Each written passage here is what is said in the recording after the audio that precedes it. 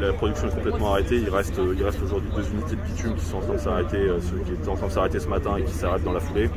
On procède aux dernières manœuvres de mise en sécurité de notre site.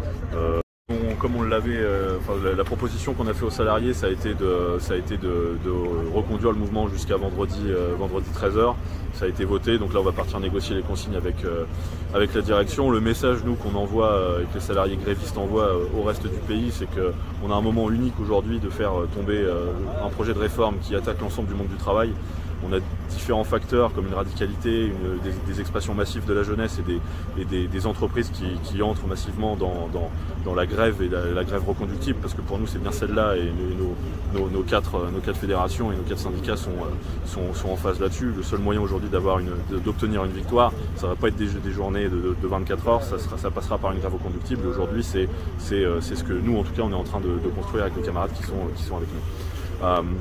Nous, le message qu'on souhaite passer et l'appel qu'on souhaite faire à l'ensemble des travailleurs du pays, c'est de s'inscrire tous massivement dans la grève reconductible pour faire en sorte que ce projet de réforme y tombe, parce qu'aujourd'hui il y a une vraie ambiance à la défaite du côté du gouvernement, puisque on voit que les ministres aujourd'hui s'affolent et commencent à évoquer les réquisitions. On le voit qu'ils le font sur les éboueurs et sur les égoutiers. Nous, les réquisitions, on a eu à l'automne, on a tiré les leçons qu'on a tirées, et aujourd'hui évidemment que s'il y avait la moindre réquisition sur un site pétrolier, on appellerait immédiatement au rassemblement, et l'ensemble de nos camarades qui sont là y répondront. Enfin, ce sera à eux d'en discuter, mais nous on appellera un rassemblement pour faire en sorte que ces réquisitions n'aient pas lieu. La semaine dernière, on a voté à la Fédération nationale des paradoxes CGT, évidemment, toutes branches confondues, mais surtout les paradoxes, moteurs de la contestation, à nouveau 72 heures de grève comme la semaine dernière.